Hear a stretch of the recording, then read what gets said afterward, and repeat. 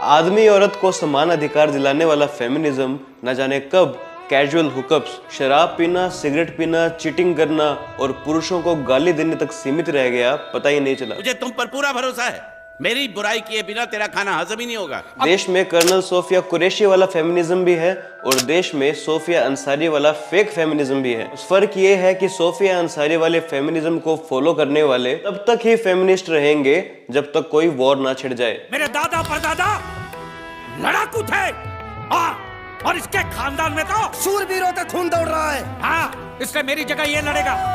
हाँ, मैं कैसे लड़ सकता हूँ? हमारे दिमाग में इतना कचरा भर गया है कि अगर हमें कोई बोले कि यार आंख बंद करके भारत की एक फेमिनिस्ट को इमेजिन कीजिए, तो 1 सेकंड के 10वें हिस्से से भी पहले हमारे दिमाग में बॉलीवुड की एक हीरोइन आ जाएगी, लेकिन देश के सर्वोच्च पद पर बैठी द्रौपदी मुर्मू जी नहीं आएगी। इस राह पे तुम चल रहे हो बेटा, एक दिन पूरी तरह फंसोगे।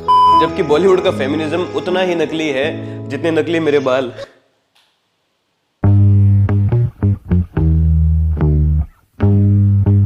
जैसे कि दीपिका पादुकोण के वुमेन एम्पावरमेंट के एड में वो आउटसाइड द मैरिज किसी के साथ फिजिकल होने को नॉर्मल बताती है। To have sex before marriage, to have sex outside of marriage. क्या बोल रही है? ये कैसा वुमेन एम्पावरमेंट है भाई, जिसमें कमिटमेंट नाम की कोई चीज ही नहीं है। ऐसे सिखाओगे भोली भाली बच्चियों को फेमिनिज्म आप? इसको बिल्कुल नहीं आता, मैं इसको बिल्कुल सिखा दूंगा। कॉफी विद करण में भी जब दीपिका पादुकोण रणवीर सिंह के साथ आई थी, तब भी उनके स्टेटमेंट पर लोगों ने उन्हें खूब ट्रोल किया था कि भाई ये कौन सा ओपन रिलेशनशिप है। Even if we were technically allowed to maybe see other people, we would just keep coming back to each other. बंद करो ये कैमरा, बंद करो सब। बॉलीवुड ने हमें हंसाया है, रुलाया है, हमें एंटरटेन किया है, इंडिया को ग्लोबली रिप्रेजेंट किया है, इसमें कोई डाउट नहीं है। आज भी अगर कोई अच्छी मूवी आएगी तो हम उसे देखने जाएंगे, लेकिन कई बार फिल्मों द्वारा और फिल्म स्टारों द्वारा हम गलत इन्फ्लुएंस हो जाते हैं, उन्हें रियल और आइडियल मानने लगते हैं। मुझे प्रॉब्लम उससे है, समझ ही नहीं आता ना जाने कब रानी Lakshmibai, Mary com, Savitribai Phule, PT Usha etcetera etcetera feminism का एग्जाम्पल ना रहकर बॉलीवुड की कलाकार फेमिनिज्म का एग्जाम्पल बन गई। कितने दुख की बात है। अरे भाई, जिस इंडस्ट्री में आए दिन कास्टिंग काउच की खबरें आती है, अब वो हमें फेमिनिज्म सिखाएंगे। हम तुम्हें जिस मुकाम पर ले जाना चाहते हैं, तुम उस मुकाम पर नहीं जाना चाहती। उस गेस्ट हाउस में बेशरम आदमी। बॉलीवुड का फेमिनिज्म सिखाना वैसा ही है जैसा KFC का मुर्गों के लिए चिंता जताना। बात तो सही है। बहुत सी सोशल मीडिया इन्फ्लुएंसर्स तो अपने फॉलोअर्स ही अपनी बॉडी को सेक्सुअलाइज करके बढ़ा रही हैं, और उससे बुरा क्या है, इन्फ्लुएंसर्स लाइक रेबल किड इस चीज को एक्सेप्टेबल बताती है, इस चीज को अप्रिशिएट करते हैं। think that women who can like monetize their sexualness is insane. Good for you, girly bobs. Like, I am proud of y'all. If men are stupid enough to see it, pay for it, do it. दोस्तों, आज का बदल रहा feminism, जो कि feminism ना रहकर casual hookups, only fans पर अपनी बॉडी शो करना, कूल दिखने के लिए सिगरेट शराब पीने तक सीमित रह गया है। इस बदलाव के पीछे बहुत बड़ा हाथ है बॉलीवुड की उन फिल्मों का जिनमें cheating, casual hookups, extra marital affair और शराब सिगरेट पीने को ग्लोरीफाई किया जाता है। जैसे एग्जांपल के लिए कुछ दिन पहले एक फिल्म आई थी, थैंक यू फॉर कमिंग। कहने को तो फिल्म वुमेन सेंट्रिक थी, लेकिन फिल्म का पूरा प्लॉट सिर्फ और सिर्फ ऑर्गेज्म लेने के राउंड घूम रहा था। Hold on. और जब भूमि को वो मिलता है तो उसे ये नहीं पता कि नशे की हालत में वो किसके साथ फिजिकल हुई थी। वाओ मैडम, आप तो बहुत ही कूल और क्रेजी हो। ओह माय गॉड, आज तो बहुत क्रेजी कर लिया मैंने। फिर उसकी सहेलियां गैस लगाती है कि वो लड़का कौन होगा। चिपकी तो ये प्रोफेसर के साथ भी थी। हाँ, और अर्जुन के साथ भी, राहुल के साथ भी थी। और वो रबड़ी वाले के साथ भी थी। तो किसके साथ? मैडम को इतने सारे नामों पर कोई शौक नहीं लगा। अरे इन सब के साथ तो फिजिकल हो ही सकती हूँ, लेकिन रबड़ी वाले के साथ यूं।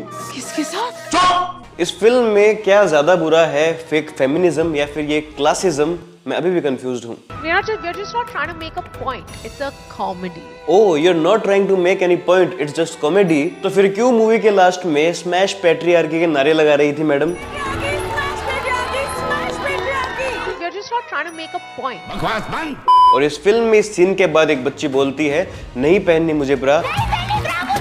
एक बच्ची बोलती है, नहीं करना मुझे पैरी पोना। ये सब क्या देखना पड़ रहा है? ये सब क्या देखना पड़ रहा है? तुम्हारा ये सारा फेमिनिज्म लास्ट में जाकर दारू शराब, ब्रा, हुकअप, मैन हेटिंग पर जाकर क्यों खत्म हो जाता है? ये बच्चों के दिमाग में क्या डाल रहे हो आप? My character, she's a mess. Because I'm a mess. We all are a mess. Oh hello, मैं नहीं, अपने साथ मत जोड़िए हमें। अपने साथ मत जोड़िए हमको, अलग है। बच्चों के दिमाग में आप ये सब डाल रहे हो जिनके लिए वो भी रेडी भी नहीं है। शर्म आनी चाहिए आपको। Shame on you for making us feel. Sorry बहना, सॉरी। दोस्तों चैनल पर पहली बार आए हैं तो इसे सब्सक्राइब करना ना भूले, वीडियो को प्लीज लाइक कर दीजिएगा, वीडियो पर प्लीज एक कमेंट जरूर छोड़ के जाइए, कुछ भी ओके, गुड, वेरी गुड, कुछ भी कमेंट कीजिएगा, इससे मुझे बहुत मदद मिलती है। बॉलीवुड का फेमिनिज्म उतना ही नकली है जितने नकली इनके फिल्में और इनके गाने हैं। मैं ना सुरताल जानता हूँ, ना ही राग और साग, ना ही काली सफेद, फिर भी मैं आज का अवार्ड विनिंग म्यूजिक डायरेक्टर हूँ। पता है कैसे? दूसरों की कॉपी को कॉपी करके। तुमसे किसी ने पूछा? बॉलीवुड में एक मूवी आई थी वर्जिन भानुप्रिया, जिस मूवी का पूरा प्लॉट ही फिल्म के लीड एक्ट्रेस उर्वशी रौटेला का वर्जिनिटी लूज करना था। What a piece of art! क्या फिल्म है, ये तो फ्रेंच सिनेमा है। ऐसे आइडियाज कौन लिखता है और क्या फूक के लिखता है? ये तो टट्टी है। इस फिल्म के एक सीन में उर्वशी रौटेला जबरदस्ती एक लड़के के साथ फिजिकल होने की ट्राई करती है, कहती है अभी नहीं तो कभी नहीं। बंद करो हाथ जोड़ के मैं। It might be funny for some people but reverse the gender, ये हरेसमेंट होती है। वर्जिनिटी ये कोई टॉपिक है फिल्मों के? मेड इन हेवन सीरीज में शोभिता धुलीपाला जो कि तारा का कैरेक्टर निभाती है, जो कि एक मिडिल क्लास परिवार से है, इस सीरीज में वो अपने एंगेज्ड सीनियर के साथ फिजिकल रिलेशनशिप बनाती है और फिर उसको रिकॉर्ड करके उस वीडियो को वायरल कर देती है और उस सीनियर से शादी कर लेती है और बाद में उसको डाइवोर्स देकर एक नया बॉयफ्रेंड बना लेती है। और मजे की बात सुनो, बाद में अपने ही पति से एलिमनी मांगने पहुंच जाती है। Oh wow madam, what a talent. तुम्हारा ये टैलेंट वाकई यूनिक है। You are selective. She's a very talented girl. मुझे तो इसके टैलेंट के बारे में पता है। और जब उसका बॉयफ्रेंड कहता है कि यार ये गलत है, तो मैडम कहती है तुम कौन होते हो मेरे डिसीजन लेने वाले, मैं एक इंडिपेंडेंट लेडी हूँ। Don't think you can ever make that decision for me. कुछ भी। लिपस्टिक अंडर माय बुर्का फिल्म में रत्ना शाह का कैरेक्टर एक अपने से बहुत छोटे लड़के को अपने प्यार में फंसाती है और जब लड़के को पता चलता है कि जिस लड़के से वो बात कर रहा है वो कोई उस एज की लड़की नहीं है बल्कि एक 60 साल की बूढ़ी औरत है, तो लड़का आकर चिल्लाता है और चिढ़ता है, जो कि बहुत ही वाजिब है। लेकिन इस पर मैडम रोने लगती है कि हाय मेरे साथ कितना ही गलत हो गया। हाँ, लड़के को आना चाहिए था और कहना चाहिए था तुम जैसी भी हो मेरी हो दादी माँ। मेरा प्यार इस परीक्षा का मोहताज नहीं बना। डियर जिंदगी में आलिया भट्ट अपने बॉयफ्रेंड को चीट करती है। I slept with Raghavendra. और जिस लड़के के साथ वो चीट करती है, जब वो लड़का आलिया भट्ट को धोखा देकर कहीं और रिश्ता बना लेता है, किसकी मंगनी हो गई? रघुवेंद्र की। कब? तो आलिया भट्ट रोने लगती है। सबसे पहले चीट किसने किया? आलिया भट्ट ने। गलती किसकी? आलिया भट्ट की। फिल्म में विक्टिम कौन? आलिया भट्ट। क्या ये है आपका इक्वालिटी? इसी सीरीज में दामिनी नाम की एक कैरेक्टर है, उसका एक बॉयफ्रेंड होता है और वो बॉयफ्रेंड अपने परिवार वालों तक को ले आता है उस लड़की से मिलाने के लिए, लेकिन लड़की तो कहीं और ही हुकअप कर रही होती है और कुछ दिन बाद आती है, कहती है मैं तो प्रेग्नेंट हूँ। लड़का बेचारा बहुत खुश होता है, फिर कहती है बच्चा तुम्हारा नहीं है।